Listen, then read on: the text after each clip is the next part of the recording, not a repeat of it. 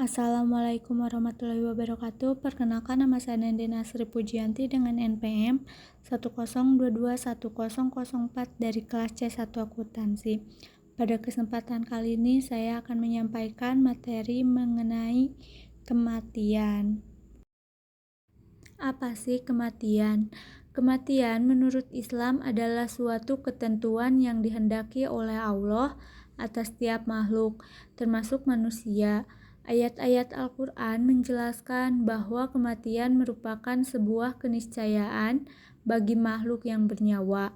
Penyebab kematian dapat karena tidak terpenuhinya kebutuhan jasmani atau kesehatan tubuh yang melemah, sementara Allah mustahil mengalami kematian. Kematian merupakan siklus yang berulang dengan kehidupan bagi setiap makhluk. Prosesnya meliputi peralihan antara roh dan jiwa.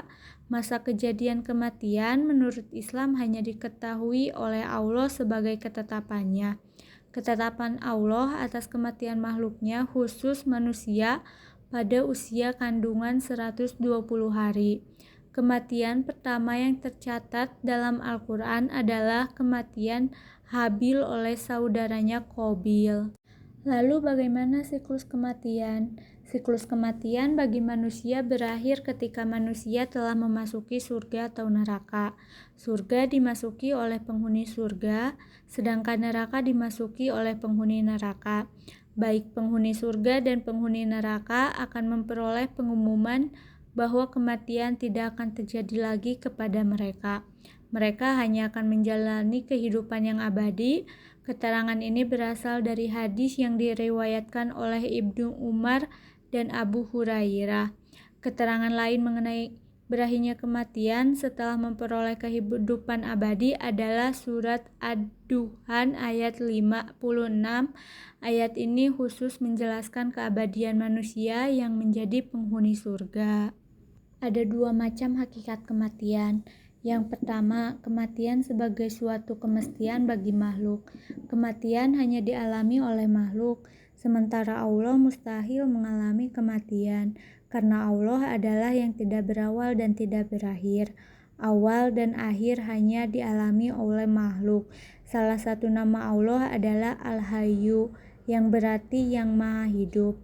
Nama ini disebutkan dalam 5 ayat dalam Al-Quran. Salah satunya surat Al-Furqan ayat 58. Dalam beberapa ayat di dalam Al-Quran, kematian selalu dijelaskan sebagai suatu kemestian. Ini sifatnya tidak terhindarkan. Setelah kematian itu, Allah juga menetapkan akan adanya hari kebangkitan. Ketetapan ini diberikan kepada para rasul pilihannya untuk disampaikan. Hari kebangkitan setelah kematian ini merupakan awal dari kehidupan baru yang kekal dan abadi. Lalu yang kedua, kematian sebagai peralihan roh dan jasad. Manusia diciptakan sebagai makhluk yang terdiri dari jiwa dan tubuh. Kondisi demikian membuat kita mati menjadi sebuah kenyataan bagi keberadaan manusia. Peralihan roh dan jiwa melalui kematian telah dialami oleh manusia secara biologis maupun filosofis. Surat Al-Baqarah ayat 28 menjelaskan bahwa manusia pada awalnya mati lalu Allah menghidupkannya. Kemudian Allah mematikannya lagi. Setelah itu manusia dihidupkan lagi untuk kemudian kembali kepada Allah. Konsep ini berkaitan dengan asal manusia yang berubah roh murni yang diciptakan oleh Allah dalam bentuk roh. Manusia mengalami kematian fisik duniawi di bumi. Roh ini kemudian dihidupkan lagi dalam kandungan melalui proses biologis. Kematian terjadi dalam proses massal dan akbar pada jasad yang disebut sperma. Jumlah sel sperma yang berlomba untuk mencapai sel telur berjumlah sekitar 300 juta calon manusia. Namun yang sampai ke sel telur hanya 1 sel sperma saja, sisanya mengalami kematian dan yang satunya mengalami kehidupan baru sebagai janin. Bagaimana sih tanda-tanda kematian? Tanda kematian ialah terjadinya kondisi sekarat. Rasa sakit saat kematian akan terjadi lebih sakit dibandingkan dengan bagian tubuh yang terpisah-pisah. Kematian merupakan bentuk cobaan bagi kehidupan manusia dan batas untuk melakukan pertobatan dalam Islam. Setelah kematian terjadi, catatan amal manusia berakhir, dan segala akad yang ditetapkannya semasa hidupnya juga diakhiri. Persiapan utama dalam menghadapi kematian dalam Islam adalah memperbanyak ibadah dan amal soleh. Mungkin kalian bertanya-tanya, kapan masa kejadian kematian? Dalam salah satu hadis Arba'in Nawawi disebutkan bahwa waktu kematian merupakan salah satu dari 4 perkara yang ditetapkan sejak manusia memperoleh kehidupannya dari Allah. Masa pemberian ini ketika manusia masih di dalam kandungan dan telah berusia 120 hari.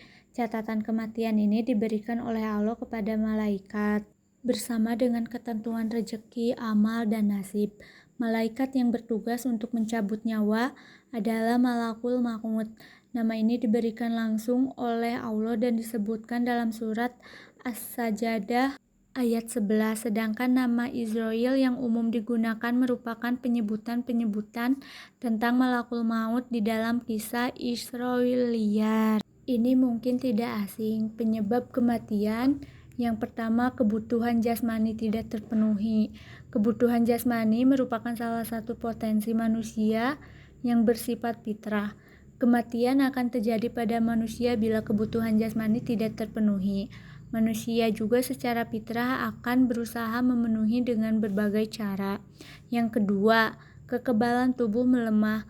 Manusia diberikan suatu kondisi oleh Allah agar dapat menjaga kesehatannya.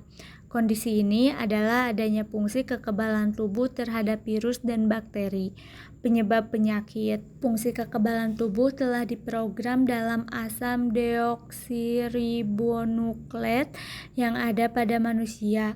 Tubuh manusia dapat tetap sehat karena unsur asing yang memasukinya dicegah masuk oleh sistem kekebalan tubuh. Kekebalan tubuh yang melemah akan membuat kesehatan menurun dan berakibat pada kematian. Anjuran dalam Islam mengenai kematian. Kematian adalah melakukan ziarah kubur dan takziah. Tujuannya untuk mengingatkan diri akan kematian. Terdapat pula larangan mengenai kematian, yaitu larangan mengharapkan kematian, mempercepat kematian, meratapi kematian, dan menyiarkan kematian. Manusia yang telah mengalami kematian akan berpindah dari alam dunia menuju alam barzakh dengan alam akhirat. Ilmu yang berkaitan dengan kematian adalah hukum waris. Ada 2 anjuran. Yang pertama, takziah. Takziah bertujuan untuk menghindari terjadinya tindakan meratapi kematian seseorang yang telah meninggal. Meratapi kematian biasanya terjadi pada keluarga dari orang yang telah meninggal. Takziah berperan untuk menghibur keluarga tersebut agar perasaan susah dan sedih yang mereka rasakan menghilang. Takziah juga dilakukan untuk memberikan nasihat untuk menghadapi kematian dengan persiapan, karena kematian dapat terjadi kapan saja pada diri seseorang. Kedua, ziarah kubur. Nabi Muhammad memerintahkan kepada umatnya untuk memperbanyak mengingat kematian. Kegiatan ini disebutkannya dapat mengurangi dosa yang dimiliki manusia. Mengingat kematian juga meningkatkan tingkat zuhud seseorang atas dunia. Dalam sebuah hadis periwayatan Imam Ibnu Majah, Nabi Muhammad menyatakan bahwa manusia yang bijak adalah manusia yang banyak mengingat kematian. Manusia yang bijak juga adalah yang banyak persiapannya dalam menghadapi kematiannya. Sikap bijak mereka akan memberikan kemuliaan baik di dunia maupun di akhirat. Baik, sekian penyampaian materi dari saya. Mohon maaf bila ada salah kata dalam penyampaiannya. Wassalamualaikum warahmatullahi wabarakatuh.